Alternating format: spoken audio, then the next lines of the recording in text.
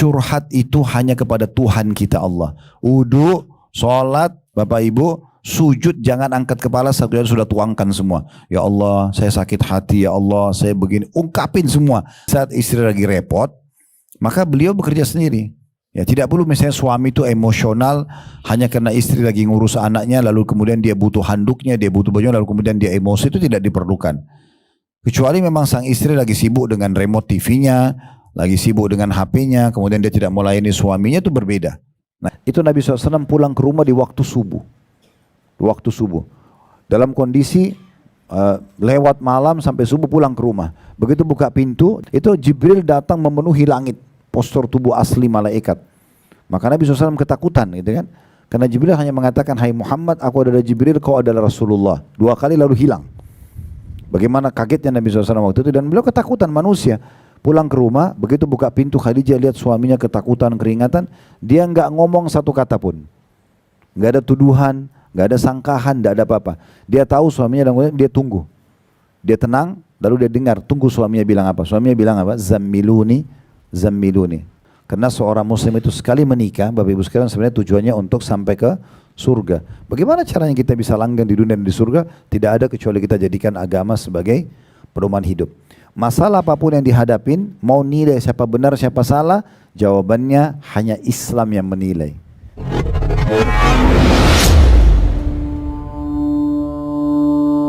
Bismillahirrahmanirrahim. Assalamualaikum warahmatullahi wabarakatuh. Alhamdulillah, tidak henti-hentinya kita selalu bersyukur dan berterima kasih kepada Allah Subhanahu wa taala atas segala nikmat yang Allah limpahkan kepada kita, dan nikmat itu makin sempurna dengan Allah memberikan kita agama Islam. Kita jadi punya panduan hidup. Dengan agama Islam ini kita jadi mengenal siapa pencipta alam semesta, siapa pencipta kita, kenapa kita ada di muka bumi ini, dan apa akhir semua perjalanan dari hidup kita.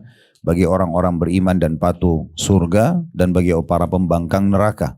Selanjutnya kita panjatkan salam hormat kita kepada utusan Allah Nabi besar Muhammad sallallahu alaihi wasallam. Tentu tidak asing buat kita bahwasanya seorang laki-laki misal menikah di umur 30 tahun atau 35 tahun atau lebih dari itu, seorang wanita misalnya menikah di umur 20, 25 atau lebih dari itu, semua ini masing-masing sudah terbiasa dengan pola-pola tertentu. Pola makan, pola fikir, pola tidur. Dan pada saat bersatu dalam rumah tangga, pasti akan ada gesekan-gesekan. Mau nggak mau gitu ya. Oleh karena itu, kita butuh kiat-kiat untuk mempertahankan rumah tangga dan memperbaikinya. Nah, yang paling dasar sekali adalah bagaimana kita niatkan dulu pernikahan kita itu sebagai ibadah. Supaya betul-betul kita mengejar pahalanya. Kita bisa bayangkan kalau misalnya saya sebagai suami dan istri saya misalnya masing-masing meniatkan ibadah, maka di benak saya adalah bagaimana saya mengejar pahala yang maksimal dari istri saya. Apa yang akan saya lakukan? Saya akan coba memenuhi kebutuhannya, saya akan melindungi, saya akan bahagiakan, saya juga akan memecahkan permasalahan yang sedang dihadapi. Semua itu akan terjadi kalau orang niatnya ibadah. Begitu juga istri saya, pasti otomatis kalau dia niat ibadah, dia akan memenuhi bagaimana bisa membahagiakan saya, memenuhi kebutuhan saya, dan segala macam hal. Semua itu akan terjadi persaingan positif. Bagaimana suami istri ini saling mengejar pahala dan surga dari pasangannya. Itu hanya bisa terjadi kalau diniatkan ibadah. Jadi siapapun yang dari awal menikah hanya sekedar suka, hanya sekedar faktor umur, hanya sekedar karena nggak enak sama lingkungan atau ekonomi atau politik atau apa saja, harusnya diubah niatnya. Karena memang Nabi SAW mengatakan an-nikah sunnati faman ragiba an sunnati falaysa minni. Nikah itu adalah sunnahku, perintahku. Artinya perintah Allah juga, gitu kan? Maka siapa yang menolak sunnahku bukan dari golonganku. Kapan kita niat ibadah maka berbeda. Ini sering kami kasih contoh di pengajian-pengajian kami. Kalau orang pergi haji misalnya, si A sama si B, dua-duanya pergi haji. Kita tahu biaya haji itu besar, jaraknya jauh. Kita harus meninggalkan aktivitas kita sehari-hari. Belum lagi di sana mungkin menghadapi cuaca yang panas dan beberapa hari kita tinggal di kemah, gitu ya, untuk jumroh misalnya dan segala macam hal suka dukanya haji. Kalau orang niat ibadah, maka semua itu tidak akan mengganggu dia. Terbukti kalau dia pulang ditanya mau haji lagi, pasti jawabannya iya. Tidak mengganggu bagi dia. Karena dia menikmati dukanya pun, capeknya, letihnya, pengorbanan itu dia tahu ada pahalanya. Dan kalau si B misalnya, dia haji tapi dia niat bukan ibadah. Dia hanya yang penting, ya udah teman-temannya tahu dia pergi haji lah. Atau dia mengejar status haji atau hajjahnya. Maka orang seperti ini kalau pulang haji ditanya mau haji lagi, jawabannya pasti sudah deh cukup sekali aja. Nah, ini perbedaannya. Ini kita tarik dalam masalah rumah tangga tadi. Jadi kalau orang hanya sekedar suka, satu waktu bisa berubah rasa sukanya.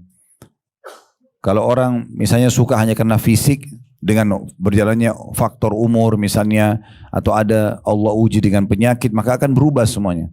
Faktor ekonomi, ekonominya berkurang, maka bisa saja berubah juga hubungannya dan segala macam hal. Tapi kalau karena ibadah, kita temukan ada suami atau istri sangat tetap setia dengan pasangannya walaupun sakit, walaupun ada terjadi perubahan fisik atau turun ekonominya, karena niatnya ibadah. Nah ini dulu yang kita fahami baik-baik. Kemudian yang kedua, yang harus diperhatikan adalah bagaimana kita siap untuk mengupgrade diri kita kepada kualitas pasangan yang lebih baik. Sebagai contoh misalnya, Bapak Ibu misal suaminya, ibu-ibu suaminya dari sisi kebersihan, salah satu substansial kehidupan, misal sisi kebersihan dia dari angka 1 sampai 10 dia di 8. Sementara ibu di 6. Ibu nggak boleh egois mengatakan sudahlah saya begini, terserah terima atau nggak terima, kalau nggak cocok cerai saja. Itu kebodohan namanya. Harusnya kita nggak boleh egois dalam masalah seperti ini. Siapa yang lebih baik kualitasnya, yang kurang harus siap upgrade.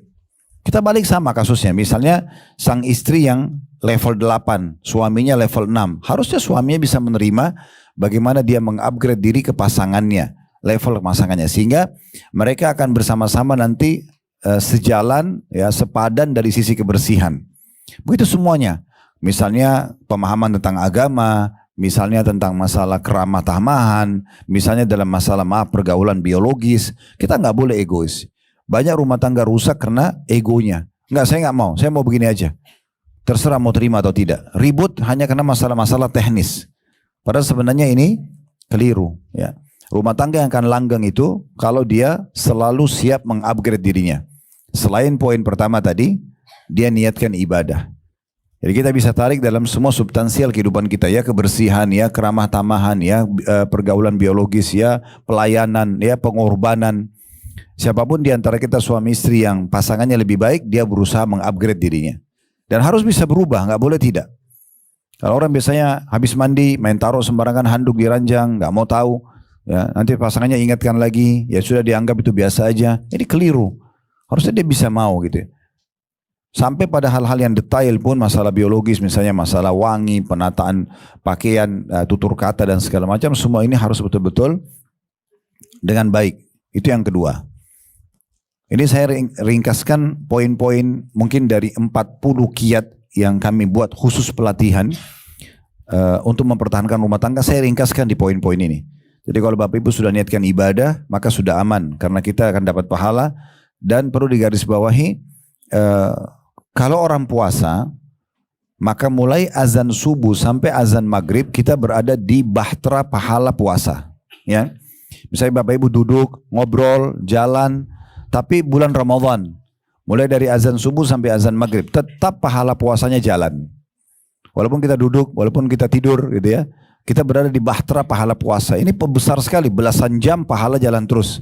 Apalagi kalau Bapak Ibu tambah dengan baca Quran, dengan berzikir, dengan sedekah, dengan buka puasain orang, maka lebih banyak lagi pahala puasanya. Nah, rumah tangga itu orang kalau menikah karena ibadah, dari mulai akad nikah sampai salah satunya meninggal, itu pahalanya jalan terus. Hanya status suami atau status istri, hanya status ayah ataupun ibu. Nah, tapi diniatkan ibadah dulu. Baru yang kedua tadi, bagaimana kita siap mengupgrade diri kita, gitu ya. Mengupgrade diri kita kepada hal yang lebih baik yang kita lihat dari pasangan kita. Nggak boleh kita egois. Yang ketiga, kita harus tahu salah satu target pernikahan adalah luasnya hubungan. Luasnya hubungan. Bapak Ibu bukan hanya nikah dengan pasangannya, tetapi dia punya keluarga. Bahkan ada status keluarganya yang tidak bisa dihapus ya, dari pasangan kita, seperti orang tuanya misalnya. Jadi kalau ada orang cemburu buta, cemburu sama mertuanya, cemburu sama iparnya, ini betul-betul salah tempat. Gimana caranya kita menghapus status orang tua pasangan kita? Gimana caranya kita hapus status saudaranya? Akankah ada sebagian kadang-kadang perempuan mengatakan pada suaminya, pilih saya atau ibumu? Tentu saja dia akan pilih ibunya. Gak mungkin dia akan dahulukan wanita asing gitu ya. Ini kadang-kadang keliru. Siapapun wanita yang coba membuat suaminya durhaka pada ibunya, dipastikan Allah akan memberikan dia anak yang durhaka dengan dia. Itu akan balasan sama. Ya, ini banyak sekali riwayat yang menyebutkan tentang masalah balasan itu akan datang sesuai dengan kadar perbuatan seseorang. Ibu dan bapak ramah dengan seseorang hari ini, besok kita diramahi. Kita sakit menjenguk orang, besok kita akan dijenguk. Hari ini kita bantu orang, besok kita akan dibantu. Hari ini kita jahat sama orang, ghibah, fitnah, gunjing, itu pasti akan dibalas hanya sama. Jadi akan datang balasan sesuai dengan kadar perbuatan seseorang. Ya, itu jelas sekali. Oleh karena itu kami biasa sebutkan, bahkan satu pertemuan daurah itu sekitar 3 hari, kami membahas tentang apa itu cemburu sebenarnya. Dan kapan dia boleh. Dia sebuah potensi dalam diri seseorang, tapi harus dikontrol Bapak Ibu sekalian. Harus dikontrol. Nggak boleh tidak, dia boleh orang cemburu buta. Cemburu itu batasannya dalam agama hanya kalau terjadi pelanggaran agama saja. Nggak boleh yang lain. Misal contoh pasangan berzina, selingkuh, itu boleh Bapak Ibu cemburu. Tapi cemburunya karena dia melanggar agama. Itu benar. Tapi kalau cemburu sama mertua, ya cemburu sama ipar, ada orang cemburu sama anaknya sendiri. Ya. Ada di antara kerabat kami gitu, kalau suaminya datang, anak-anaknya pada ngumpul, oh kalau anak-anak diperhatikan, kalau saya tidak. Nah ini terus anaknya siapa? Gimana caranya sama anaknya pun cemburu? Dan orang kalau biarkan cemburu itu, potensi yang ada dalam diri kita tidak pada hal yang dibatasan tadi pelanggaran agama saja, maka pasti akan buta dia, liar sekali. Sampai akhirnya pasangannya berdiri di tiang, satu tiang di mall misalnya, dia akan bilang, kamu pasti punya kenangan di tiang itu. Kenapa kamu berdiri di situ? Ada saja, ya. Akhirnya hidupnya nggak tenang, ya. Hidupnya nggak tenang, semuanya dicemburuin. Suaminya keluar dia nggak tenang di rumah, pasti dia buat ini dan itu. Atau suami pula keluar dari rumah, dia cemburu buta, akhirnya rumahnya pun dicurigain istrinya di rumah. Kemana-mana keluar harus dimata-matain. Ini semua efek daripada kecemburuan yang salah. Coba Bapak Ibu kalau mau hidup tenang, cemburu hanya pada pelanggaran agama. Ya, makanya pernah ada sahabat, dia pulang ke rumah, istrinya selingkuh sama laki-laki lain. Lalu dia nggak tahu harus buat apa. Dia langsung lapor ke Nabi. Waktu itu Nabi masih hidup. Ya Rasulullah, begini terjadi. Maka sebelum Nabi jawab, ada satu sahabat namanya Sa'ad. Sa'ad radhiyallahu anhu langsung mengatakan, ya Rasulullah, kalau terjadi pada keluarga saya, maksudnya istrinya berbuat selingkuh begitu, berzina sama laki-laki lain, saya akan bunuh, hukum mati. Karena orang kalau sudah menikah berzina itu dihukum rajam. Nah, maka Nabi SAW bilang, kalian lihat nggak cemburunya Sa'ad? Tuh lihat bagaimana dia cemburu karena agama Allah dilanggar. Kok sudah punya pasangan masih berzina? Maka aku lebih cemburu daripada Sa'ad. Nabi bilang begitu. Kenapa Nabi cemburu? Maksudnya Nabi sudah ajarin, buatlah 1, 2, 3, 4, 5, sholat, puasa, zikir, bakti sama orang tua. Ujungnya masuk surga. Surga itu begini loh, dirincikan. Tapi iblis datang dan menggoda, buatlah ini, riba, mencuri, membunuh, menggibah misalnya, ujungnya neraka. Kok masih dipilih iblis? Maka Nabi SAW cemburu kalau kita buat dosa. Karena kita seakan-akan lebih memilih iblis daripada beliau. Lalu apa kata Nabi SAW? Dan Allah lebih cemburu lagi daripada aku dan Sa'ad. Nah kecemburuannya ada batasannya di situ. Jadi Bapak Ibu kalau mau tenang, kontrol masalah ini. Ya, ini penting sekali untuk digarisbawahi. Ini poin yang keberapa? Hah? Dicatat gak ini? Sayang banget kalau cuma angin lalu ini. Oke, ulangi dulu. Yang pertama apa? Yang catat deh. Ibadah. Yang kedua? Upgrade diri. Yang ketiga? Ya? Iya, kita harus paham dengan pernikahan berarti hubungan kita makin luas. Yaitu dengan keluarganya pasangan. Sehingga nggak boleh kita cemburu buta. Ya. Tapi ipar saya usah cerewet. Itu resiko kita nikah sama saudaranya. Mertua saya suka ikut campur, ya itu resikonya. Ya, ada saja tantangan dalam hidup kita Bapak Ibu sekalian. Mimpi orang kalau dalam kehidupan ini kemudian tidak ada gangguan, itu sama sekali itu nggak masuk akal. Siapa di antara kita yang tidak pernah diganggu oleh orang lain? Itu sudah Rasulullah aja diganggu oleh orang, gitu kan? Tapi itu pernak-pernik kehidupan. Disitulah kita dapat pahala sabar, ya. Itu kita dapat pahala sabar. Kita tinggal coba berusaha memecahkannya dengan cara berdoa kepada Allah agar diperbaiki keadaan. Kemudian kita juga coba menunjukkan sesuatu yang lebih baik, ya. Walaupun orang misalnya hasad atau apalagi, kita tetap baik dengan dia. Maka perbuatan baik itu akan menghilangkan perbuatan buruk. Pasti itu, secara otomatis. Manusia bisa menilainya gitu ya. Berapa banyak orang dapat hidayah justru karena kebaikan kita. Yang keempat, tidak boleh melibatkan orang ketiga dalam rumah tangga kecuali ahlinya saja. Jadi nggak boleh Bapak Ibu punya masalah apapun, cerita sama semua orang. Yang lucunya kadang-kadang dia bilang sama temannya, saya mau cerita ya masalah suami saya, tapi jangan cerita sama orang ya. Tapi semua orang begitu. Jadi akhirnya semua orang tahu masalah dia. Teman kantornya tahu, teman bisnisnya tahu, pegawainya tahu, pembantunya tahu, supir tahu. Ini apa yang dibilang jangan cerita sama orang? Kan gitu. Jadi nggak benar. Terus gimana usaha caranya? Bicara hanya sama ahlinya. Itu pun konsultasi. Masalah agama hanya pada ustadz atau ustazah. Ya. Masalah penyakit hanya kepada dokter. Dan itu konsultasi. Gimana konsultasi? Ustadz, suami saya ucapin kalimat talak dalam keadaan emosi jatuh enggak? Itu konsultasi. Jadi nggak usah bilang, Ustadz saya mau cerita dulu. Saya sebenarnya sih sudah 7 tahun nikah, saya nggak ada apa-apa. Ceritalah panjang lebar, pernah ke Bali, pergi ke umroh, pergi segala macam. Ujungnya cuman tanya, suami saya ucapin tolak jatuh enggak? Kenapa nggak to the point aja? Begitu juga sama dokter, konsultasi. Dok, saya sudah 5 hari sakit kepala, apa obatnya? Itu konsultasi. Gak usah cerita, dok saya sebenarnya dari bulan lalu gak sakit-sakit sih. Terus panjang ceritanya sana sini, gak ada gunanya. Memakan waktu orang, masih banyak pasien lain yang antri. Tapi Ustaz saya butuh ungkapin unek-unek saya. Itu hanya kepada Allah. Curhat itu hanya kepada Tuhan kita Allah. Wudu, sholat, Bapak Ibu, sujud jangan angkat kepala satu sudah tuangkan semua. Ya Allah, saya sakit hati, ya Allah, saya begini. Ungkapin semua. Karena kalau kita sedang ada nikmat, yang ciptakan kita Allah, yang bisa pertahankan hanya Allah, yang memberi kita Allah, yang bisa mempertahankan hanya Allah, ya. Kalau kita sedang ada ujian, yang ciptakan kita Allah, yang ciptakan ujian Allah, yang bisa mengangkatnya hanya Allah. Maka minta kepada Allah subhanahu wa ta'ala. Tuangkan semua pada Allah. Itu yang benar. Jadi biarkan kita jalan di muka bumi ini Bapak Ibu sekalian. Tidak ada yang tahu kalau kita punya masalah. Orang tahunya kita senang-senang saja. Ya, karena orang yang memungkiri tentang ujian Allah. Allah uji dia penyakit. Semua orang disampaikan. Dia seperti mengeluhkan Tuhannya sebenarnya. Ini lihat Allah uji saya dengan flu nih. Satu semua orang disampaikan. Baik, datang ke ahlinya saja. Dokter, dok saya flu tolong kasih obat. Udah. Ada orang lain tanya. Lagi flu ya bu? Iya alhamdulillah. Saya sudah 1 tahun sehat. Sekarang Allah lagi uji saya. Gak apa-apa. Cari pahala sabar gitu ya. Gak usah semuanya dikeluhkan. Maka ini poin-poin penting. Yang kelima, banyak berdoa kepada Allah subhanahu wa ta'ala. Banyak berdoa. Nah kita berdoa kepada Allah subhanahu wa ta'ala ini dalam arti kata betul-betul membaca ya doa Rabbana hablana min azwajina wa dhurriyyatina qurrata a'yun waj'alna lil muttaqina imama. Itu artinya dalam sekali ya. Ya Allah jadikanlah pasangan hidup kami dan anak-anak kami sebagai penyejuk mata kami. Maknanya adalah kebahagiaan buat kami. Setiap kami lihat, setiap ngobrol, setiap apa saja semuanya kami senang gitu ya.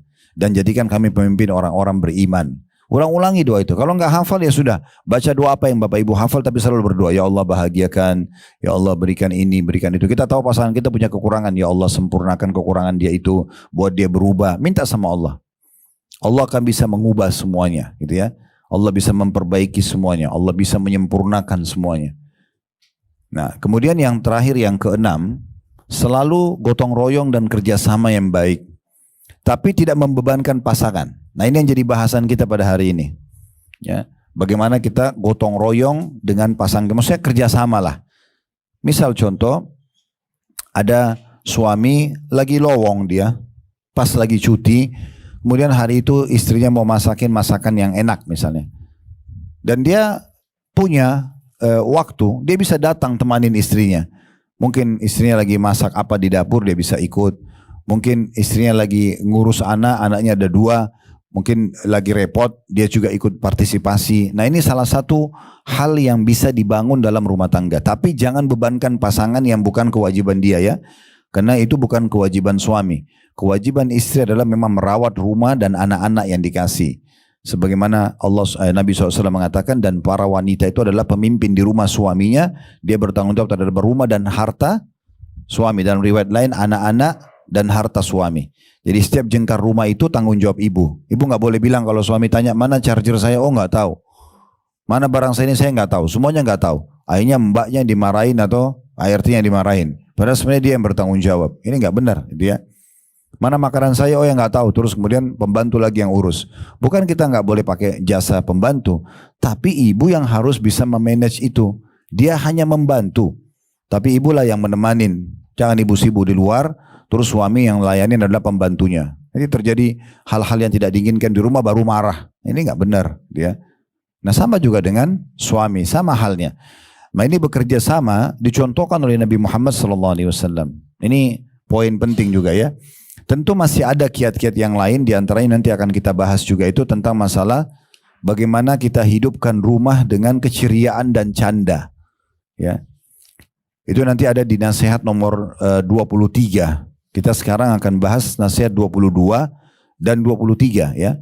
Ini bisa kita masukkan ke kiat nomor 7 sebenarnya untuk mempertahankan rumah tangga. Jadi jadikan kehidupan suami istri itu semuanya ceria.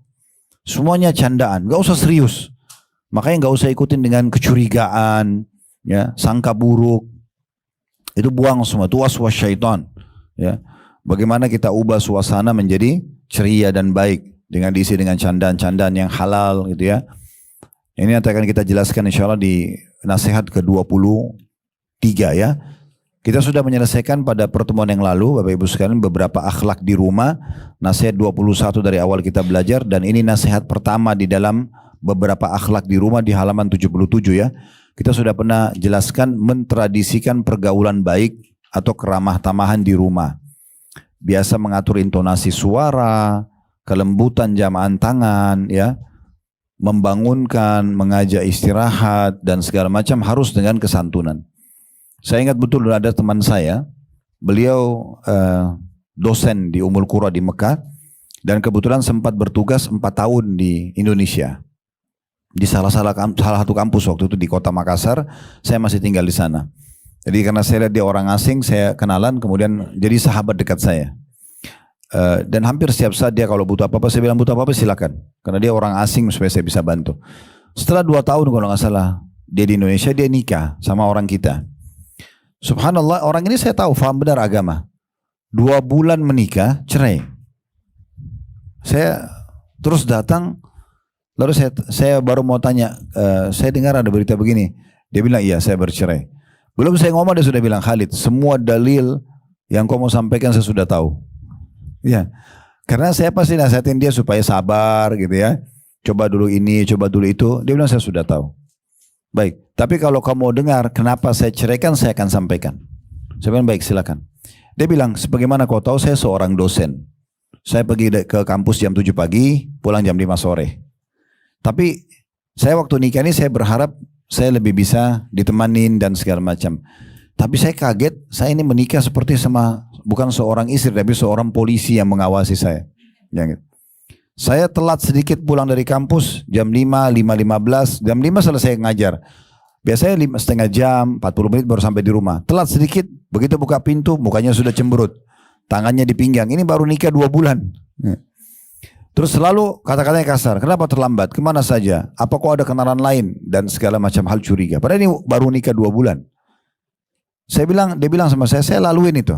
Ini kejadian nyata, dia ngomong sama saya sendiri. Kemudian dia bilang, saya sebagai dosen selalu susun materi. Dan saya sudah sampaikan sebelum nikah, kalau saya ini dosen, saya harus susun materi. Jadi kalau sudah jam 9 malam, habis makan malam, terus kemudian saya lagi susun materi sampai jam 10 biasanya. Itu istri sudah berdiri di depan pintu, tangannya di pinggang, ayo tidur, udah malam. Dia seperti manggil saya anak kecil. Ya. Dan sekian banyak sikap-sikap dia yang saya sudah nasihatin baik-baik. Jangan begitu caranya, harusnya seperti ini sama suami. Dia nasihat, tidak mau dengar.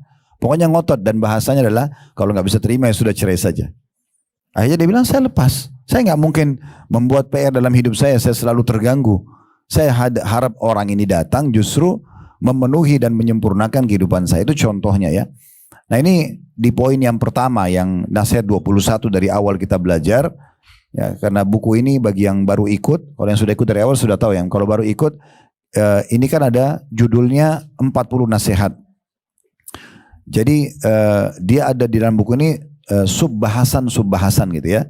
Nah kita sekarang berada di halaman 77, bahasan sub-bahasan kita adalah beberapa akhlak di rumah. Di situ ditulis nasihat ke-21, ini secara urutan dari awam. Tetapi di bahasan sub ini, dia baru nasihat pertama, yaitu keramah tamahan dalam rumah tangga.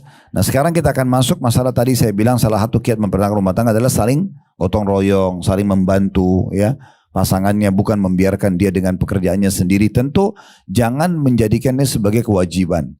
Misalnya kita ngambek kalau pasangan kita nggak bantu kita, padahal sebenarnya bukan kewajiban dia.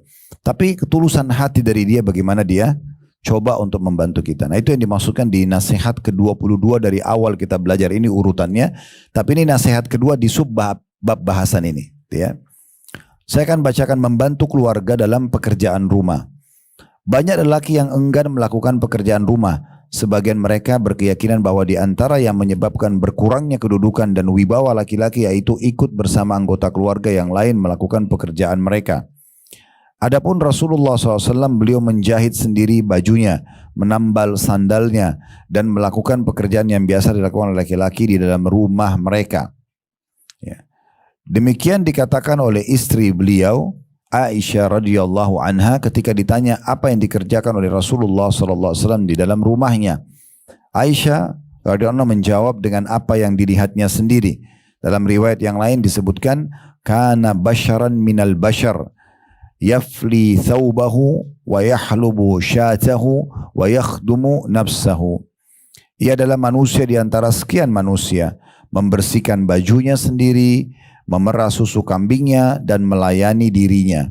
Di bawah ada footnote nomor 60, hadis diriwayatkan oleh Imam Ahmad. Maaf, hadis diriwayatkan Imam Ahmad dalam musnadnya dan disahihkan oleh Syekh Albani.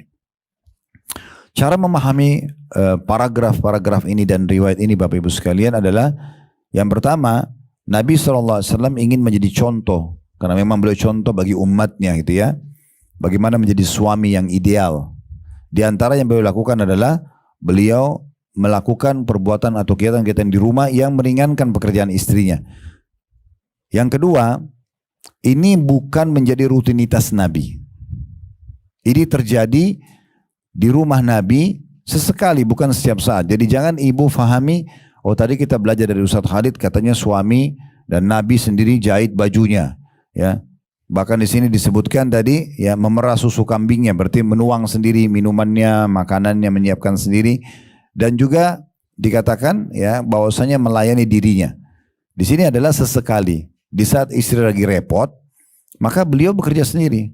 Ya tidak perlu misalnya suami itu emosional hanya karena istri lagi ngurus anaknya, lalu kemudian dia butuh handuknya, dia butuh bajunya, lalu kemudian dia emosi, itu tidak diperlukan.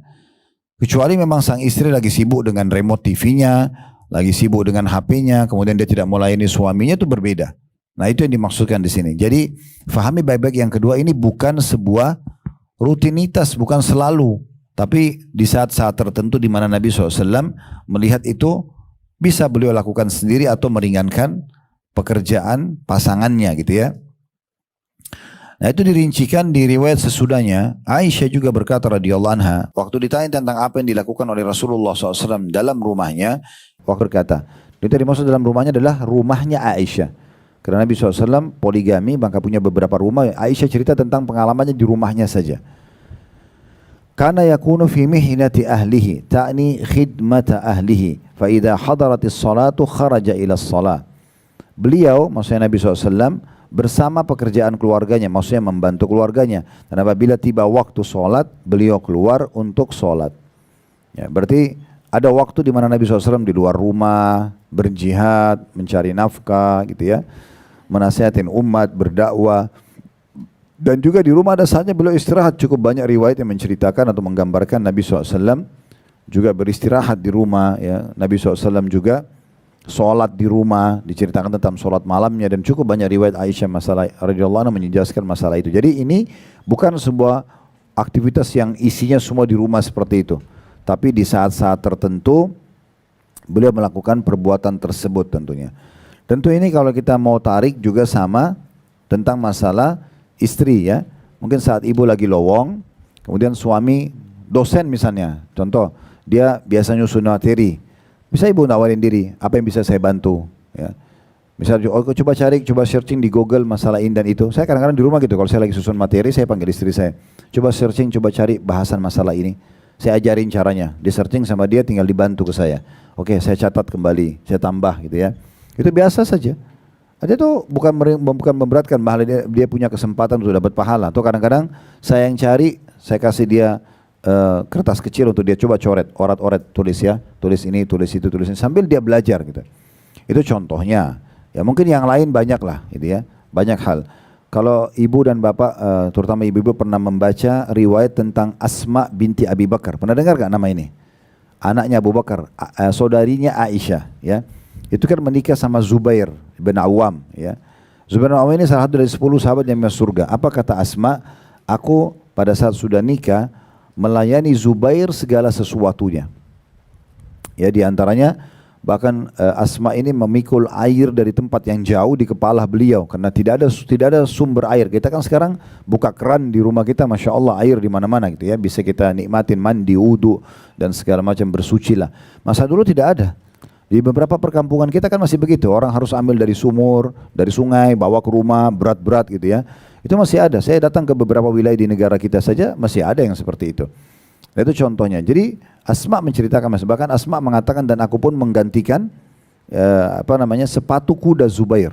Jadi maksudnya dia berkhidmat pada suaminya.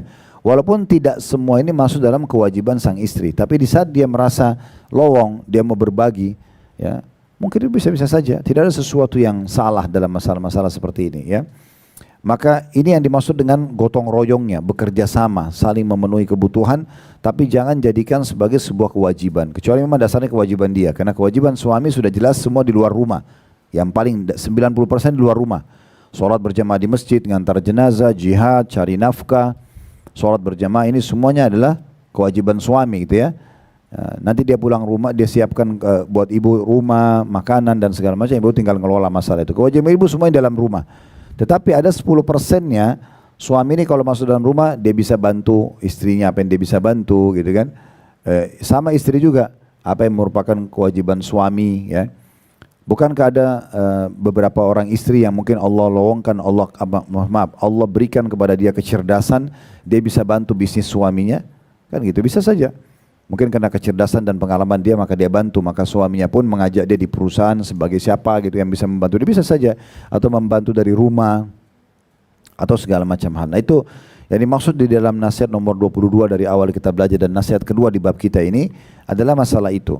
Bagaimana kita saling membantu pasangan kita, tidak egois gitu ya.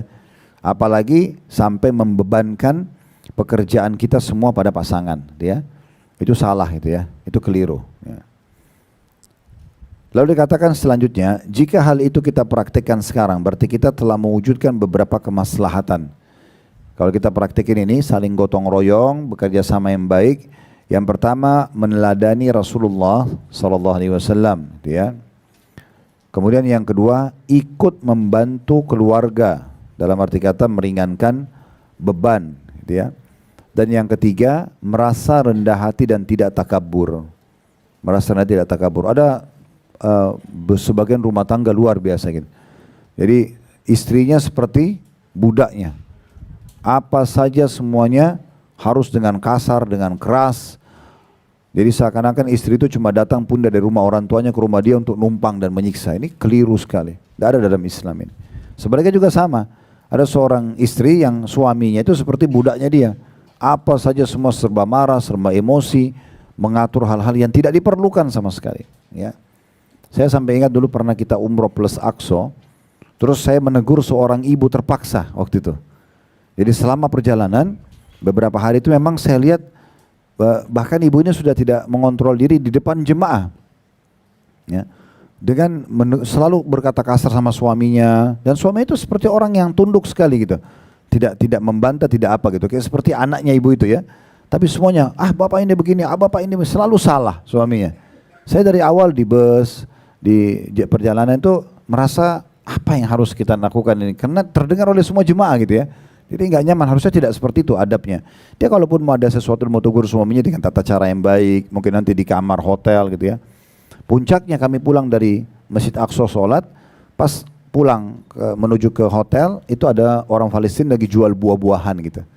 Lalu suaminya bilang, saya lupa tuh dipanggil atau dipanggil namanya, terus dia bilang, ini mau beli buah ini. Kebetulan buah itu memang buah-buah Palestina segar dan besar-besar bentuknya gitu ya, kayak mangganya lebih besar dan memang lebih segar. Orang menarik untuk membeli. Maka suaminya bilang, saya mau beli ini. Terus ibu itu dengan kerasnya suami mengatakan, untuk apa makan itu, kan sudah ada makanan di hotel. Terus marah-marah hanya karena suaminya ajak dia beli buah itu. Di situ saya angkat suara, saya bilang, ibu, bapak ini hanya mau beli buah gitu. Masalahnya apa beli buah? Baik pakai uang bapak atau uang ibu? Oh iya maaf Ustaz, ya nggak bisa seperti itu. Ini nggak benar karena sudah berhari-hari berlalu. Makanya saya tegur waktu itu, saya ingatkan. Untuk apa kita menggunakan kata-kata kasar atau merendahkan pasangan kita? Apa manfaatnya? Apakah itu sebuah prestasi dianggap kita juara? Ini kan aneh. Rumah tangga itu tidak akan ada nilainya Bapak Ibu sekalian kalau tidak saling menghormati dan memuliakan. Kalau kita memuliakan, kita menghormati, itu baru kemudian kita bisa rasakan kasih sayang yang Allah sebutkan melakukan mawaddah, rahmah, kasih sayang, cinta dan kasih itu akan muncul begitu. Karena dua-dua saling menghormati, dua-dua saling mengejar pahala, ya, dua-dua bisa saling memaklumi, membantu dari gotong royong. Maka itu baru bisa langgeng rumah tangga itu. Kalau enggak bisa. Pasangan yang ditindas seperti ini Bapak Ibu sekalian pastikan hanya seperti bom waktu. Ini tinggal butuh waktu, dia meledak, satu waktu dia akan selesaikan rumah tangga itu. Baik laki-laki maupun perempuan. Berapa banyak perempuan ajukan khulu karena sudah tidak tahan lagi dengan sikap suaminya. Berapa banyak laki-laki akhirnya menceraikan suami istrinya karena memang sudah tidak bisa menahan lagi sikap gitu ya. Apakah direndahkan karena faktor ekonomi, apakah dengan tutur kata yang kasar dan segala macam hal. Nah ini semua karena jauh dari teladan Nabi Muhammad SAW. Ya. Ini nasihat ke-22 dari awal kita belajar. Nasihat kedua kita dalam tata kerama di rumah ya. Sekarang kita masuk nasihat ini, kita tutup dengan ini tentunya. Nasihat ke-23 dari awal kita belajar. Dan ini nasihat ketiga dalam bab kita, yaitu bersikap lembut dan bercanda dengan keluarga. Saya akan buka sebelum baca apa yang ditulis oleh penulis di sini. Umar bin Khattab pernah berkata begini, kami kalau di luar rumah kami, maka kami bagaikan singa yang sedang mencari mangsanya. Seorang laki-laki itu kalau di luar rumah cari nafkah, ibadah serius.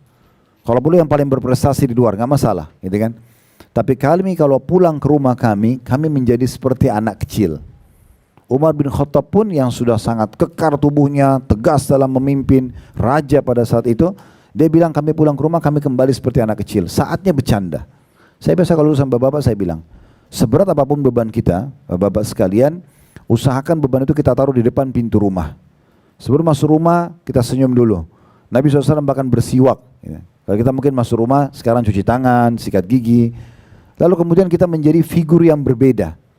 Jangan lagi datang ceritakan semua beban pekerjaan ke istri. Itu keliru sekali.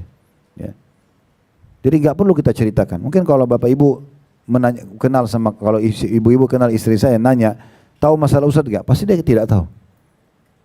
Mungkin paling 1-2 hal yang mungkin dia dengar, ada yang tersebar di media atau apa, itu saja. Kalau yang lain dia tidak tahu. Saya tidak pernah bebankan apa-apa. Saya tidak pernah sampaikan masalah di kantor, masalah di pekerjaan. Alhamdulillah ada 200 orang pegawai gabung sama kami di kantor. Tidak ada pernah saya ceritakan permasalahan itu saya hadapin. Utang sama vendor, tiket pesawat yang belum terjual, permasalahan ada jemaah yang ini dan itu misalnya di dalam perjalanan. Saya nggak bebankan mereka. Udah mereka sudah cukup dengan beban di rumah sama anak-anak dan urus rumah. Udah. Jadi saya jadi figur yang berbeda. Saya kalau pribadi saya masuk ke dalam rumah, maka saya menjadi orang yang siap mendengarkan permasalahan dia. Ada masalah apa? Silakan dia cerita. Saya pecahin lagi masalah tersebut. Saya menjadi figur yang berbeda. Harusnya seperti itu. Harusnya idealnya gitu ya. Ini datang sudah mukanya cemberut, capek, mana makanan? Habis itu tidur. Istrinya sudah nunggu 8 jam, 9 jam, 10 jam, nggak ada candaan, nggak ada biologis, nggak ada apa-apa. Datang cuma tahu makan, kasar, tidur. Habis itu besok pulang pergi lagi. Ini kehidupan apa ini? Gitu. Nggak ada sama sekali warnanya. Ini bertolak belakang dengan ajaran Nabi SAW. Begitu juga sama dengan ibu. Kita harus imbangin. ibu pun tahu, misalnya ibu punya masalah apapun, jangan begitu suami buka pintu, tadi itu anak kita si fulana nangis, ini berantem, yang ini kurang. Saya telepon tadi kenapa nggak dijawab? Tenang dulu. Orang masuk dalam rumah, disambut dulu dengan baik. Ya, kemudian orang yang paling tenang itu, kalau ada senyuman, kemudian diberikan makanan yang layak, baru sampaikan. Kita pernah ceritakan kisahnya Ummu Sulaim radhiyallahu anha, kalau masih ingat ya. Ummu Sulaim ini wanita yang sangat mulia. Ceritanya banyak sekali, bahkan saya pernah sampaikan di beberapa kajian kami itu, ini salah satu wanita yang dijamin masuk surga oleh Nabi SAW. Cukup banyak sikap beliau. Di antaranya adalah waktu suaminya meninggal, Malik ya, meninggal dalam keadaan kafir, dan dia seorang masuk Islam, diajak nih suaminya masuk Islam. Suaminya nggak mau, suaminya keluar rumah berantem sama teman-teman yang kafir juga, terbunuh. Akhirnya temannya Malik ini namanya Abu Talha melamar. Lalu kata Ummu Sulaim, wahai Abu Talha, laki-laki seperti anda tidak ditolak. Tampan, berwibawa, orangnya mapan, nggak ada yang tolak. Tapi anda kafir, saya muslimah. Kalau anda mau masuk Islam, saya akan jadikan mahar saya masuk Islam anda. Sampai para ulama menanggapi, inilah pernikahan yang paling berkah karena Ummu Sulaim tidak minta uang. Masuk Islam suami jadi maharnya. Maka menikahlah mereka. Ringkas cerita, setelah menikah, subhanallah Ummu Sulaim hamil. Lalu melahirkan anak laki-laki buat Abu Talha. Gitu kan? Abu Talha sangat senang dengan anak laki-laki ini. Pada saat lahir, Allah takdirkan anak ini sakit keras. Zaman dulu tidak terlalu banyak fasilitas medis kayak kita sekarang gitu ya. Orang dirawat di rumah dengan ala kadarnya lah pengobatan yang ada. Subhanallah, pas menjelang maghrib, gitu ya, menjelang maghrib Abu Talha bilang sama Ummu Sulaim, saya mau sholat dulu. Tolong anak ini dijaga dengan baik. Udah dia pergilah ke masjid. Sholat maghrib sampai isya gitu ya. Maka baru saja berapa langkah dia keluar, Abu Talha ini anaknya meninggal. Anaknya yang laki-laki tadi meninggal. Ummu Sulaim bilang, kebetulan di rumahnya dia ada anak dia dari suaminya yang awal, yang kafir, Malik itu. Namanya Anas. Anas ibn Malik, kalau Bapak Ibu baca hadis dari Anas ibn Malik, nah itu anaknya Ummu Sulaim ini. Dan Ummu Sulaim inilah yang membawa Anas untuk menjadi pembantu Nabi, dan dia membantu Nabi selama 10 tahun. Karena itu dia menjadi ulamanya kaum muslimin, karena belajar terus. Gitu. Dan jelas Anas mengatakan, maka pada malam itu ibuku berkata, jangan ada yang menyampaikan kepada Abu Talha tentang kematian anaknya. Karena dia tahu suaminya sangat senang dengan anak tersebut. Dia nggak mau suaminya nanti terpukul. Maka Ummu Sulaim yang menjadi ibu, coba ibu-ibu bayangkan di posisi anda, anak anda meninggal, baru melahirkan. Pasti kan ibu merasa kehilangan banget. Tapi dia bagaimana bermuamalah dengan suaminya nih. Maka dia bilang jangan, Anas dari suami pertamanya diceritakan riwayat ini mengatakan, ibu saya berkata pada malam itu, jangan ada yang sampaikan kematian bayi ini kepada Abu Talha kecuali saya sendiri. Lalu kata Anas apa? Ibu saya dandan belum pernah secantik itu sebelumnya, dan memasak masakan belum pernah seenak itu sebelumnya. Pulanglah Abu Talha suaminya, disambut sama dia. Dia nggak cerita tuh, dia nggak nangis, anak kita meninggal apa, nggak ada. Disambut sama dia, Abu Talha kira nggak ada apa-apa. Pertanyaan pertama Abu Talha, bagaimana anak kita? Kata Ummu Sulaim, dia lebih tenang dari sebelumnya. Dia nggak bilang meninggal, dia bilang lebih tenang dari sebelumnya. Diajaklah suaminya makan, setelah suaminya kenyang makan karena masakannya enak, lalu diajak biologis sama dia. Setelah terjadi biologis sudah tenang suaminya, lalu dia mengatakan, wahai Abu Talha, bagaimana pendapat anda kalau seandainya ada seseorang yang sempat kita meminjamkan kepada kita sebuah benda, lalu dia minta kembali? Kata Abu Talha, tentu kita kembalikan, itu hak orang. Maka kata Ummu Sulaim, kalau gitu berharaplah pahala dari Allah, karena Allah telah mengambil apa yang dititipkan kepada kita. Anak kita sudah meninggal. Abu Talha kaget, kau biarkan saya menikmati makanan, menikmati tubuhmu. Ini bahasa begitu dalam riwayat ya. Terus baru kau sampaikan. Tapi dia lihat karena istrinya baik banget, dia nggak marah. Langsung dia mengatakan, kalau gitu coba kita ke Rasulullah SAW, laporin kejadian ini. Maka dilaporkanlah kepada Nabi SAW, lalu Nabi mengatakan sambil senyum, apakah kalian sempat biologis? Mereka mengatakan iya. Kata Nabi SAW, semoga Allah berkahi. Subhanallah, biologis malam itu, karena sudah masa nifasnya selesai, masa subur, hamillah Ummu Sulaim. Dan karena Nabi doakan semoga Allah berkahi, maka Allah pun memberikan lagi anak laki-laki. Kata Anas, ya anak dari suami pertama tadi bilang, keberkahan doa Nabi terjadi pada adik saya itu, sampai adik saya itu memiliki lagi adik menikah besar, nanti sudah dewasa menikah, punya anak laki-laki 9 atau 10 orang. Keberkahan Allah kasih gitu. Karena doa Nabi SAW. Tapi yang kita mau ambil bagaimana muamalahnya Ummu Sulaim gitu ya. Pernah dengar kisah bagaimana Khadijah dijamin surga oleh Allah Subhanahu wa taala seraya Nabi mengatakan, saya kedatangan Jibril, lalu Jibril mengatakan, hai Muhammad, ini istrimu Khadijah sedang mengambil makanan kesukaanmu. Ya.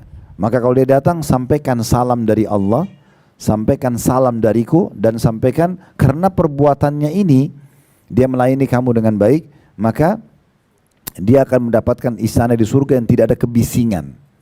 Karena Khadijah tidak pernah teriak-teriak depan suaminya, tidak pernah berkata kasar. Allah balas dengan itu semua. Allah kirim salam, Jibril kirim salam, dapat istana di surga. Apa perbuatannya? Dirincikan oleh para ulama. Dimulai dari kisah menikah. Dari awal menikah tidak pernah Khadijah mengangkat suara. Kejadian di Gua Hira, di Jabal Nur, terima pertama 5 ayat surah Al-Alaq. Iqra bismi rabbikal ladzi khalaq, yang pertama ketemu dengan Jibril. Itu Nabi SAW pulang ke rumah di waktu subuh. Waktu subuh. Dalam kondisi lewat malam sampai subuh pulang ke rumah. Begitu buka pintu, diketuk rumah Khadijah, buka pintu, Nabi SAW dalam kondisi keringatan, kena ketakutan. Lari-lari pulang ke rumah karena melihat Jibril dalam postur asli sebagai malaikat di lereng gunung Jabal Nur. Setelah turun dari Gua Hira, terima 5 ayat surah Al-Alaq, itu dalam postur manusia, cahaya berwarna putih. Tapi begitu turun mau pulang ke rumahnya, di kaki lereng gunung Nur itu cahaya, itu Jibril datang memenuhi langit, postur tubuh asli malaikat. Maka Nabi SAW ketakutan gitu kan. Karena Jibril hanya mengatakan, hai Muhammad, aku adalah Jibril, kau adalah Rasulullah. 2 kali lalu hilang. Bagaimana kagetnya Nabi SAW waktu itu, dan beliau ketakutan manusia. Pulang ke rumah, begitu buka pintu Khadijah lihat suaminya ketakutan, keringatan, dia enggak ngomong satu kata pun. Enggak ada tuduhan, enggak ada sangkahan, enggak ada apa-apa. Dia tahu suaminya dan dia tunggu. Dia tenang, lalu dia dengar, tunggu suaminya bilang apa. Suaminya bilang apa? Zammiluni, zammiluni. Lihat surah Al-Muzammil. Nah itu dari sini awal namanya gitu ya. Artinya orang berselimut. Kata Nabi, selimuti aku, selimuti aku. Khadijah enggak pakai banyak tanya, ambil selimut, selimuti suaminya, dibawa masuk ke dalam. Dikasihlah minuman, ditenangkan dulu, dan tidak tanya ada apa, kenapa anda, enggak ada. Diam, biar suami yang cerita. Setelah Nabi SAW tenang, baru Nabi cerita. Hai Khadijah, begini kejadiannya. Ceritakan semua di Gua Hira, cahaya putih, ada orang datang wujud manusia, tiba-tiba memeluk saya dengan keras, menyuruh saya baca, saya enggak tahu baca. 3 kali, kemudian yang keempat kali baru dia mengatakan, bacalah Iqra bismi rabbikal ladzi khalaq sampai ayat kelima dalam surah Al-Alaq. Lalu tiba-tiba hilang. Lalu kemudian saya lari turun ingin pulang ke rumah, di lereng kaki gunung Jabal Nur, itu gunung Nur, saya lihat lagi posturnya dalam bentuk wujud yang besar, makhluk yang bersayap. Dia mengatakan, saya adalah Jibril, kau adalah utusan Allah. Lalu hilang lagi. Bagaimana saya tidak ketakutan? Dalam kondisi cerita begini di masa itu, ini masuk akal gak? Enggak masuk akal, gitu kan? Tapi apakah Khadijah bohongkan suaminya? Enggak. Khadijah mengatakan, wahai suamiku, dia tenangkan lagi. Apakah engkau mengira engkau akan diganggu oleh syaitan? Kau selama ini suka silaturahim, semua kebaikan suami disebutkan. Kau bantu orang susah, kau selalu perhatian terhadap orang-orang yang membutuhkan. Tidak mungkin Allah membuat kamu begini. Maka jadi dalam kondisi ketakutan, enggak pernah dituduh, masuk ke rumah ditenangkan, tidak pernah menanyakan terlebih dahulu, bahkan yang dia tunggu suaminya yang terangkan. Setelah selesai dia berikan dukungan lagi. Ya. Dia mengatakan tidak mungkin. Lalu diajaklah ketemu dengan Waraqah bin Naufal, salah satu sepupu Khadijah yang merupakan pendeta Nasrani. Waktu itu tahu akan keluar Nabi di Mekah. Maka diceritakanlah lalu Waraqah bin Naufal, sungguh hai Muhammad telah datang kepadamu makhluk bersayap yang datang kepada Musa, itu yang membawa wahyu. Maka nanti kalau kau diutus resmi oleh Allah, saya masih hidup, saya akan jadi pendukungmu pada saat kau diusir dari Mekah. Maka kata Nabi SAW, apakah aku akan diusir oleh kaumku? Kata Barakah, tidak ada seorang pun yang diutus sepertimu kecuali akan diusir oleh kaumnya. Lalu wahyu terputus 6 bulan untuk menenangkan kejiwaan Nabi SAW. Barulah turun surah Ad-Duha setelah itu. Ya. Yang Allah mengatakan, sesungguhnya Allah tidak meninggalkanmu hai Muhammad, dan Allah akan memberikan kau yang kau senangi, gitu ya. Untuk 6 bulan itu. Dan 6 bulan ini meninggal Waraqah bin Naufal yang tadi menyatakan ingin beriman kepada Nabi SAW. Maka Nabi bilang, aku diperlihatkan Waraqah bin Naufal di surga. Nah, hampir setiap hari muamalahnya Khadijah begitu, lembut, santun, ramah. Karena itulah tadi Nabi waktu lagi datang ke rumah, Khadijah tahu dia butuh, Nabi SAW mau makan, langsung dia masuk dapur siapin makan enak. Dan karena itu dibilang, karena perbuatan Khadijah ini Allah kirim salam. Aku pun kirim salam dan sampaikan dia akan dibalas di surga nanti dengan istana yang tidak ada kebisingan. Nah ini sebenarnya muamalah yang benar, Bapak Ibu sekalian. Oleh karena itu kami sarankan berhenti untuk belajar rumah tangga dari sinetron-sinetron, dari film-film. Ya, ceritanya kasar dengan suami, ada yang jewer suaminya, ada yang berkata kasar dengan suaminya, ada yang selingkuh dalam rumah tangga, suami juga diperlihatkan KDRT dalam rumah tangga. Ini apa yang digambarkan? Gambaran tentang anak-anak kita di sinetron apa? Nakal, tawuran, kurang ajar sama gurunya. Mana prestasinya? Mana prestasinya gitu ya? Tapi yang ada tuh selalu yang gitu-gitu tuh. Ini aneh. Keliru kalau kita belajar. Apalagi kalau kita belajar dari rumah tangganya orang non-muslim. Itu nggak benar. Salah. Kita sudah punya Rasulullah SAW. Kita punya para sahabat, para salafus saleh. Mereka mengajarkan bagaimana tatanan rumah tangga yang benar. Karena seorang muslim itu sekali menikah, Bapak Ibu sekalian, sebenarnya tujuannya untuk sampai ke surga. Bagaimana caranya kita bisa langgeng di dunia dan di surga? Tidak ada kecuali kita jadikan agama sebagai pedoman hidup. Masalah apapun yang dihadapin, mau nilai siapa benar siapa salah, jawabannya hanya Islam yang menilai. Sepakati dulu suami istri. Ada sesuatu yang tidak cocok, dia tanya Islam. Islam nilai siapa yang benar, dia benar. Yang bilang salah, salah. Selanjutnya kita langsung saja buka lembaran baru, yang salah minta maaf, yang benar memaafkan, lalu mulai lagi hidup. Begitu seterusnya. Maka ini akan langgeng dengan izin Allah SWT sampai ke akhirat sana. Jadi kelemah lembutan, ya, kesantunan, menghormati, candaan positif, memuliakan pasangan, inilah kebahagiaan. Ya. Jadi kalau Bapak Ibu pulang rumah sudah merasa terasa ada emosi pada pasangan, itu kontrol, jangan dilampiaskan. Ya. Jangan itu salah pelampiasan itu, akhirnya nanti jadi masalah. Beda saya bilang tadi kalau terjadi pelanggaran agama, ya. Dia tidak mau dengar itu berbeda. Bahkan seorang wanita kalau sudah suaminya tidak mau sholat, mabuk-mabukan, narkotika, sudah nasihat dengan ibu sudah bisa ngajukan khulu namanya. Menarik hak dia. Sudah bisa bercerai karena tidak mungkin dilanjutkan rumah tangga kalau tidak mau menjalankan syariat Allah Subhanahu wa taala. Baik, kita sekarang baca apa yang ditulis oleh penulis. Tadi itu pembukaannya kurang lebih. Bersikap lembut dan bercanda dengan keluarga. Ini termasuk pasangan dan anak-anak ya. Anak-anak juga sama. Jadi anak-anak itu butuh kelemah lembutan, butuh keramah tamahan gitu ya. Dan apa yang kita tuangkan pada anak-anak maka akan sama. Jadi kalau anak-anak suka teriak-teriak berarti pasti orang tuanya itu pewarisnya. Nggak mungkin ya. Anak-anak itu santun, ramah itu karena orang tuanya. Karena itu yang selalu dilihat dalam keseharian gitu ya. Saya ingat betul dulu saya pernah waktu ayah saya masih hidup, rahimahullah, saya minta tolong sama beliau. Saya panggil Abah, saya bilang, Abah tolong kasih saya kesempatan untuk cari pahala. Saya tahu beliau mampu semuanya, secara finansial, secara fisik. Tapi saya minta tolong, apa yang saya buat tolong. Jadi salah satunya misalnya kalau beliau mau keluar rumah, datang ke Jakarta di rumah kami, saya selalu ambilin sendalnya. Saya tidak sadar waktu itu ternyata ada anak saya laki-laki kecil. Ya. Waktu itu umurnya masih 2 tahun, masuk 3 tahun. Sekarang Masya Allah sudah 11 tahun, 12 tahun umurnya. Tapi waktu itu yang saya buat ini saya tidak niat untuk memperlihatkan anak saya. Tapi karena dia lihat itu, sampai kakeknya pulang ke Makassar, saya mau keluar, anak ini dia buka rak sepatu, dia ambil sepatu sendal saya baru ditaruh. Dia lihat apa yang saya lakukan pada ayah saya. Dilakukan sama. Anak kami perempuan pernah melihat di video sama istri saya dikirim ke saya. Jadi istri saya biasa buka mushaf di rumah, baca mushaf gitu, Quran. Terus anak ini masih 2 tahun. Nggak ngerti, belum ngomong pun belum lancar. Tapi karena dia lihat uminya buka itu, lalu kemudian aktivitas yang lain istri saya, dia balik, anak itu lagi pegang mushaf, lagi buka-buka ngoceh-ngoceh. Walaupun dia tidak bisa baca, belum bisa ngomong. Tapi apa yang kita buat, itu yang dicontohin. Jadi anak-anak itu simbol orang tuanya. Dia lembut, dia santun, anaknya pasti sama. Suka bertengkar, ribut, banting pintu, kasar. Ya udah anaknya juga begitu. Pasti udah itu. Gak mungkin tidak. Maka ini poin-poin yang harus kita garis bawahi baik-baik, penanaman masalah akhlak ya dalam rumah. Baik, di sini kata penulis, bersikap lembut pada istri dan anak-anak merupakan salah satu faktor yang bisa menebarkan iklim kebahagiaan dan eratnya hubungan baik di tengah keluarga. Karena itu Rasulullah SAW menasihati Jabir agar menikahi wanita yang masih perawan. Beliau mengatakan, fahalla bikran tulaibuha wa tulaibuka wa tudahikuka wa tudahikuka. Kenapa kamu tidak pilih perawan sehingga engkau bisa mencandai dan dia mencandaimu, dan engkau bisa membuatnya tertawa dan dia juga membuatmu tertawa. Sedikit saya jelaskan dulu hadis ini supaya tidak ada kesalahpahaman. Nanti ibu bilang, kalau saya janda gimana, gitu kan? Jadi gini, ini kan riwayat tentang Jabir. Lihat gak riwayat itu? Namanya Jabir ya. Kan itu dikatakan Rasulullah menasihati Jabir. Siapa Jabir ini Bapak Ibu sekalian? Jabir ini sahabat Nabi yang masih bujang. Ayahnya dia bernama Abdullah bin Haram.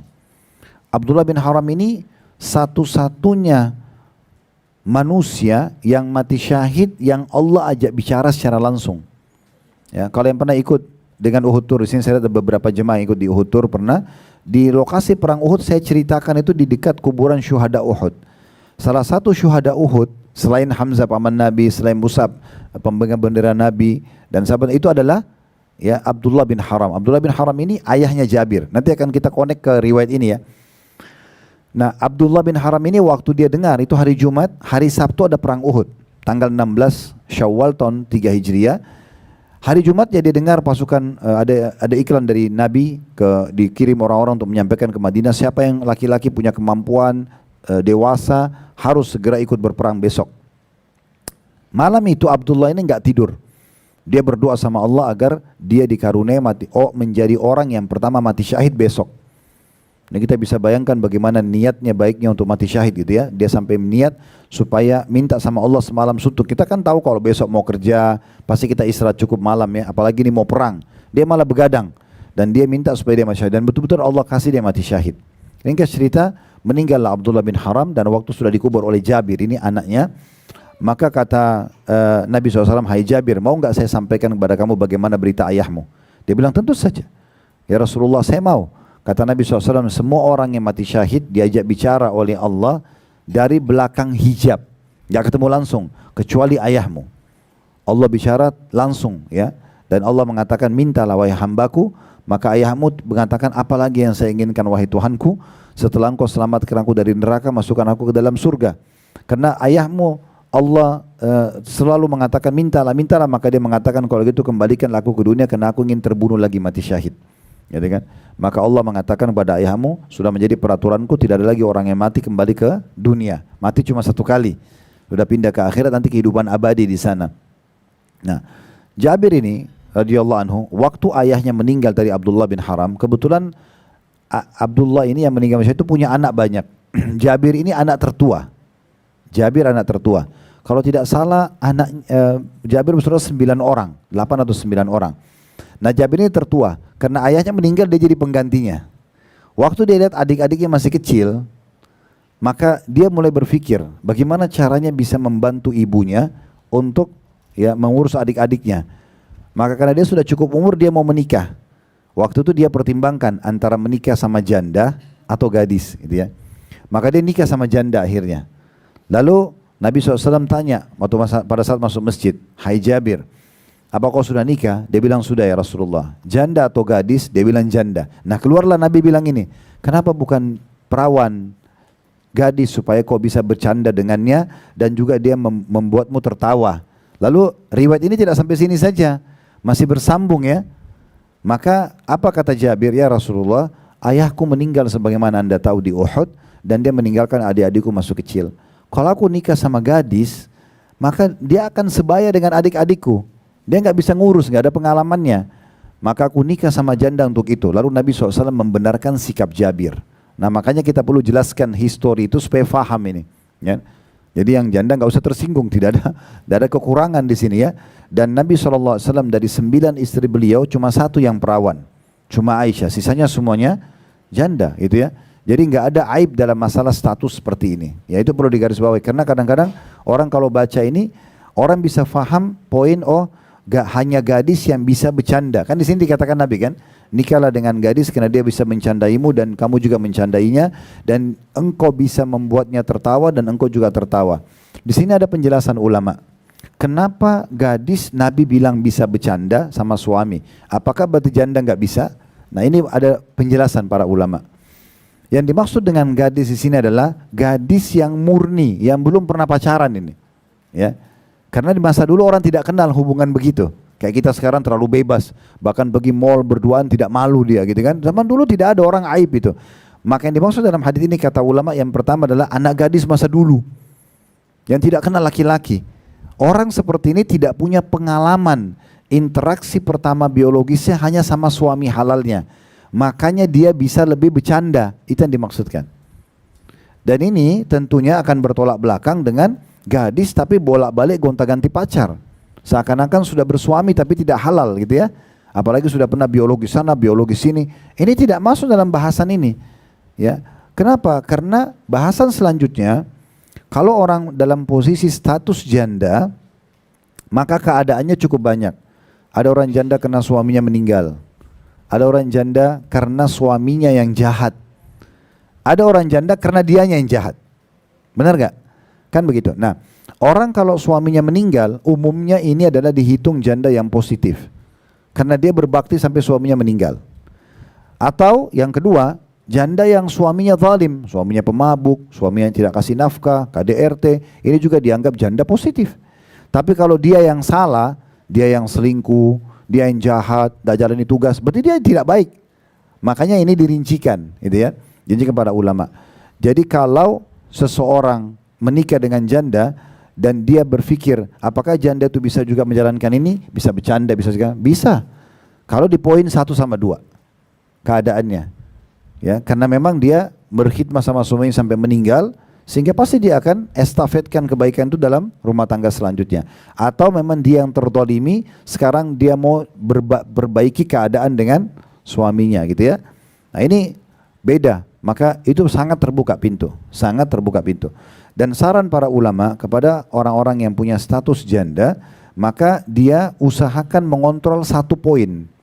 Yaitu dia usahakan tidak membandingkan antara diri suaminya dengan suami lama sama suami barunya. Karena membandingkan ini akan membuat cuman dua keadaan. Bisa suami dulunya lebih unggul sehingga dianggap remeh suami sekarang, atau suami sekarang lebih unggul dia jelekkan yang dua lama. Oleh karena itu pintunya harus ditutup. Udah, sekarang saya sudah buka lembaran baru, saya orang baru menikah. Udah, lupain semuanya. Gitu lah. Tidak ada membanding-bandingkan, karena membandingkan ini masalah. Ya. Makanya ada maaf orang satu janda, akhirnya janda lagi karena dia dalam rumah tangganya ini dibanding-bandingkan. Dulu suami saya nggak gitu kok, dulu suami saya kasih lebih banyak, kau apa ini gitu-gitu. Akhirnya jadi masalah dalam rumah tangganya. Nah semua ini butuh kita rincikan dari hadis riwayat ini. Supaya tidak ada kesalahpahaman. Jadi posisi janda pun tetap bisa bercanda, tetap bisa menertawakan suaminya. Bahkan kalau dia baik, seperti Nabi SAW menikah dengan Khadijah. Khadijah itu sudah janda 2 kali. Jadi Nabi itu suami ketiga. Tapi dua-dua suaminya meninggal. Suami pertama meninggal, suami kedua meninggal. Nabi itu suami ketiga. Umurnya sudah 40 tahun, Nabi 25 tahun. Bujang belum pernah menikah, gitu kan? Tapi di sini kasusnya adalah Khadijah memang janda berkhidmat sama suami sampai meninggal. Itu berbeda kasusnya gitu ya. Sama dengan tadi kalau dia tertolimi ya. Atau laki-laki itu penipu, kelihatannya soleh tapi setelah menikah ternyata jahat, gitu kan? Lalu wanita ini meminta perceraian itu lain. Tapi kalau dia posisi yang ketiga memang dia yang jahat, dia malah yang selingkuh sana sini, dia malah yang mencuri harta suaminya, ini memang justru berbeda. Tentu tidak layak untuk jadi pasangan, sebagaimana laki-laki juga kalau buruk tidak layak jadi pasangan. Baik, selanjutnya hadis Nabi SAW, dan hadis ini perlu dijadikan sebagai pedoman dalam rumah tangga ya. Jadi kalau poin yang akan kita jelaskan sebentar lagi hilang dalam rumah tangga, berarti dari syaitan udah. Hilangnya candaan, hilangnya keceriaan, ya, hilangnya cumbuan, ini jarang sekali terjadi, itu semua dari syaitan berarti. Disebutkan dalam riwayat, perhatikan di halaman 80. Kullu syai'in laisa fihi dzikrullahi fahuwa lahwun wa la'ibun illa arba'ah. Di antaranya mula'abatur rajuli imra'atah. Lalu ditulis titik-titik di situ ya. Segala sesuatu yang di dalamnya tidak ada zikrullah, tidak mengingat Allah, maka itu adalah perbuatan sia-sia dan main-main belaka. Bisa dianggap dosa. Kalau orang buang-buang waktu yang banyak, ya. Kata Nabi SAW kecuali 4 perkara. Lalu disebutkan salah satu dari 4 itu adalah cumbu rayu seorang laki-laki terhadap istrinya. Jadi kalau bercandanya suami istri, bercumbuannya mereka, pokoknya senyum-senyum aja, tertawa, senang-senang aja, itu walaupun semalam suntuk begadang tidak dosa, nggak dianggap buang-buang waktu. Berarti maknanya adalah kalau ini hilang dari satu rumah tangga, berarti sudah hilang kebahagiaan tersebut, dan itu sudah permainan syaitan semuanya. Ya, apalagi kalau ibu dan bapak merasa hampir setiap lihat pasangan selalu emosi, itu berarti masalah. Ini banyak hal yang harus diperbaiki. Kita harus segera beristi'adzah, baca a'udzu minasyaitonir rajim karena dari syaitan, jangan dipelihara ya. Setiap apa-apa langsung emosi, langsung marah, kecuali terjadi hal-hal yang memang memicu itu, kayak misalnya pelanggaran agama, sudah kita nasihatin gitu ya. Nah ini poin penting. Atau bisa saja kena pengaruh ain, pengaruh mata panas ya. Makanya jangan terlalu banyak ekspos kemesraan di media ya. Jadi kalau mesra ya mesra-mesra saja kita, tapi untuk ekspos itu jangan ya. Jangan sama sekali, karena ekspos ini berbahaya sekali. Kalau ada orang yang nonton, mereka tidak begitu, lalu mereka iri, ini bisa kena ain. Nah itu masalah. Kata Nabi SAW, hati-hati dengan ain karena dia benar ada. Dalam riwayat lain, sesungguhnya mayoritas yang membuat umatku ya masuk dalam kuburan karena ain. Karena mata panasnya orang, jadi hasad. Orang kebetulan masuk ke rumah kita, oh rumah kamu bagus ya, Masya Allah. Tapi nggak usah kita sengaja ekspos. Rumah kita begini dan segala macam. Karena kalau kita angkat itu mengundang sekali hasadnya orang. Sampai ada orang kamar tidurnya maaf, ranjangnya, lemarinya, pakai baju tidurnya semua diekspos. Ini jadi masalah ini. Untuk apa? Apa yang dia cari? Pujian orang? Kan jadi masalah. Kenapa nggak nikmatin aja sendiri? Kan gitu. Jadi harus hati-hati sekali. Sama kalau Allah berikan anak-anak yang lucu, Masya Allah, dinikmatin aja. Masalahnya kalau kita ekspos di media ini jadi masalah. Saya berapa kali dikasih anak-anak, Masya Allah lucu-lucu, lalu kalau istri saya mengatakan, nggak apa-apa ya kita buatin anu aja media. Enggak, saya bilang nggak usah. Kamu merasa bersyukur, nikmatin saja. Ajak bercanda anak tersebut, didik dengan baik, sudah cukup. Ekspos untuk apa? Nanti jadi masalah nih, kena ainnya orang kita tidak tahu siapa yang hasad, malah susah, gitu kan? Ini kita bicara kalau lingkup agama. Atau bisa saja perubahan sikap emosional pada pasangan karena sihir. Jadi hati-hati, saya sarankan ya, kalau bapak ibu punya ART rumah tangga, kami begitu, dudukin, ngobrol baik-baik. Mbak, ibu gitu ya, maaf, kalau di sini bekerja profesional aja. Saya begitu bahasakan, kerja profesional aja. Jadi apapun yang dibawa dari kampung, apalah yang dititip sama orang pintar di sana, untuk supaya majikan suka, segala macam, itu nggak usah dipakai. Jangan pakai di sini. Ya. Di sini cukup kerja yang benar, saya akan kasih gajinya. Malah kalau saya punya lebih, saya akan kasih ya bonus atau apa gitu. Yang penting kerjanya benar. Begitu aja. Ya, karena kadang-kadang mereka begitu ya. Saya pernah isi pengajian, semuanya itu, maaf ini ART, ribuan orang. Waktu itu di luar negeri. Terus saya ngajar masalah ruqyah syariah. Ruqyah berobat dengan ayat Al-Quran ya.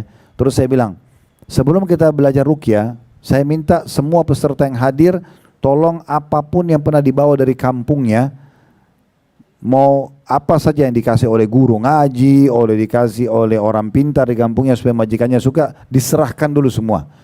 Itu panitia jarang pakai kresek penuh. Macam-macam, ada kertas, ada botol minyak wangi, ada tasbih, macam-macam. Macam-macam. Begitu, karena mereka juga jahil, nggak paham. Tapi kita jelasin kalau itu nggak boleh, nggak ada hubungannya benda-benda ini sama ini adalah sihir, nggak boleh gitu ya. Itu contohnya. Jadi nasihatin mereka. Sama kalau punya supir segala macam, sampaikan profesional aja bekerja. Di sini kita akan sampai kita nasihatin. Makanya perlu juga mengajak ART itu sholat.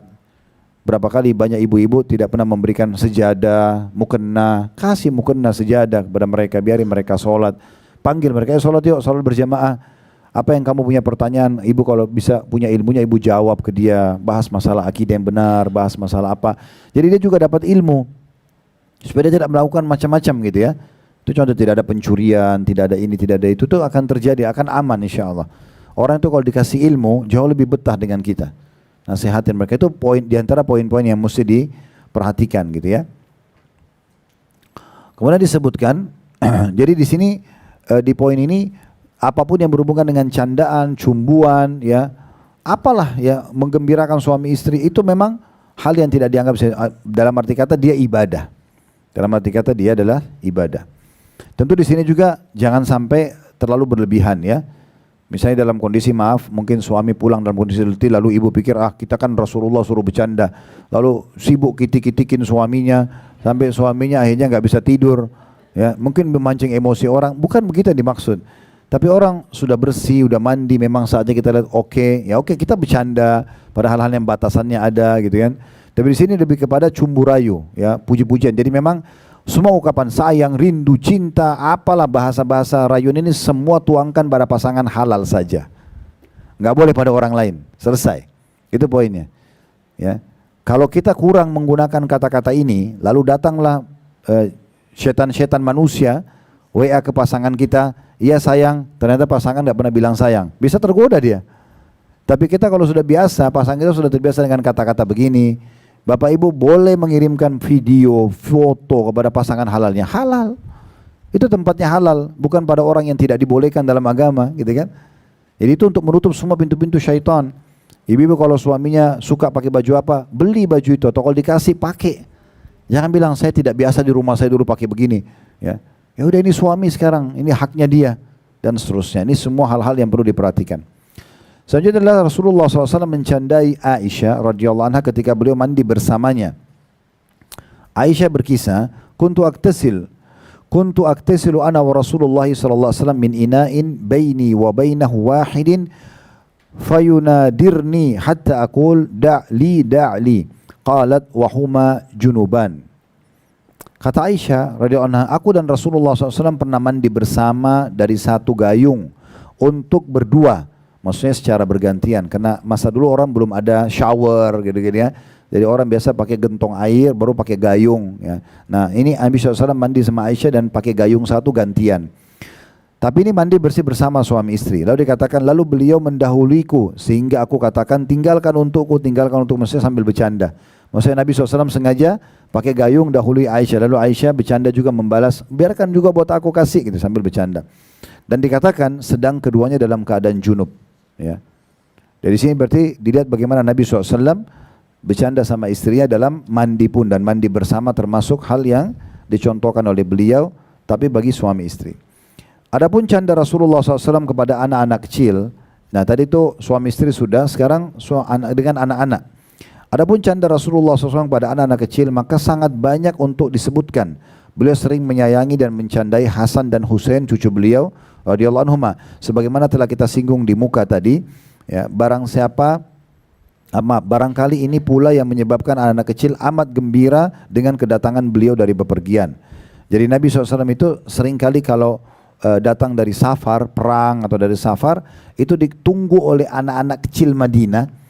Kemudian mereka semua memperebutkan untuk menempel sama Nabi. Ada yang di kaki Nabi kanan, kaki Nabi kiri, ada yang di pundak Nabi, di tangan Nabi pun. Kalau Nabi sudah penuh dengan anak kecil Madinah, ini bukan anak beliau, ya, karena kasih sayangnya terhadap anak-anak kecil, maka pada saat sudah penuh dia mengatakan para sahabat, bantulah aku untuk menggembirakan anak-anak ini. Ya. Jadi memang sudah begitu harusnya sifatnya, ya. Jadi dikatakan barangkali ini pula yang menyebabkan anak-anak kecil amat gembira dengan kedatangan beliau dari bepergian. Mereka segera menghambur untuk menjemput Rasulullah SAW sebagaimana disebutkan dalam hadis sahih, karena idza qadima min safarin tulaqqa bisibyani ahli baiti. Apabila datang dari perjalanan, maka beliau dihamburi oleh anak-anak kecil dari keluarganya. Diriwayatkan oleh Imam Muslim. Rasulullah SAW juga mendekap mereka serta diceritakan seperti diceritakan oleh Abdullah bin Ja'far radhiyallahu anhu, karena Nabi SAW idza qadima min safarin tulaqqa biha fatulaqqa bi wa bil Hasani aw bil Husain. Maaf, tulaqqa bina fatulaqqa bi wa bil Hasani aw bil Husain. Qala fa hamila ahadana baina yadayhi wal akharu halfahu hatta dakhalna al Madinah. Kata Abdullah bin Ja'far, ini Abdullah bin Ja'far, ada Ja'far sepupu Nabi.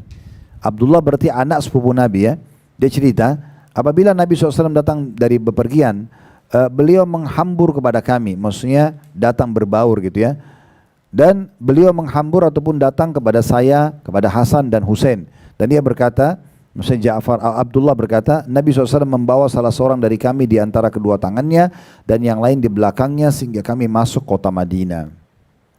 Jadi jangan sampai anak-anak kita ini kalau kita keluar rumah, mereka merasa inilah saatnya pesta. Karena momok yang menakutkan sudah hilang, ya, baik ibunya atau ayahnya. Karena begitu masuk, cemberut, marah, emosional, Ini semua dari syaitan ya. Emosional, cemberut pada pasangan, pada anak, ini syaitan. Bukan prestasi ya. Kita boleh tegas tapi nggak boleh keras. Beda ya. Tegas itu ibu nggak suka ini, ayah nggak suka ini itu boleh. Tapi keras nggak boleh. Mata melotot, selalu main tangan, sedikit-sedikit cubit dan segala macam. Ini hilang kasih sayang ya. Akhirnya sudah sangat jauh kalau untuk mencium atau mendekap ya, memeluk anak-anak itu sudah sangat jauh.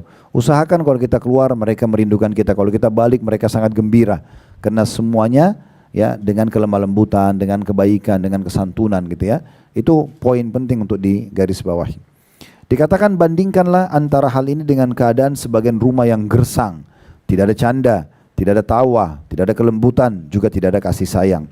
Barang siapa yang mengira bahwa mencium anak-anak akan mengurangi wibawa seorang ayah ataupun ibu, maka hendaklah yang membaca hadis berikut ini dari Abu Hurairah radhiyallahu anhu, qabbala Rasulullah sallallahu alaihi wasallam Hasan bin Ali wa indahu al-Aqra bin Habis at-Tamimi jalisa. Faqala al-Aqra inna li 'asharatun ya. Inna li 'asharatan min al-waladi ma qabbaltu minhum ahad. فنظر إليه رسول الله صلى الله عليه وسلم ثم قال من لا يرحم لا يرحم. Rasulullah SAW mencium Hasan bin Ali, sedang di sisinya ada seorang yang bernama Al-Aqra bin Habis At-Tamimi sedang duduk. Maka Al-Aqra heran seraya berkata begini, saya memiliki 10 anak, saya tidak pernah mencium seorang pun dari mereka. Maka Nabi SAW, Rasulullah SAW melihat kepadanya kemudian bersabda, barang siapa yang tidak mengasihi makanya saya tidak juga dikasihi. Ya, banyak orang yang mungkin jarang sekali mencium anaknya, mendekap anaknya sehingga anak itu merasa asing. Ini yang kadang-kadang membuat anak-anak kalau sudah mulai balik, sudah mulai dewasa, sudah mulai banyak kenalan di luar, karena teman-temannya lebih peduli sama dia, ya, lebih menghormati, maka dia lebih pilih teman-teman daripada orang tuanya. Ini sebabnya. Tapi kalau kita dari awal, anak-anak ini adalah anak-anak yang Allah amanahkan di pundak kita, kita jaga baik hubungan dengan mereka, maka otomatis kita pasti akan lebih bahagia bersama mereka. Sampai nanti kita tua pun mereka akan selalu dekat dengan orang tuanya. Kesimpulannya sebenarnya adalah bagaimana bermuamalah yang baik, bercanda yang positif, ya, memuliakan pasangan, memuliakan anak-anak, bagian daripada agama Islam. Allahu a'lam.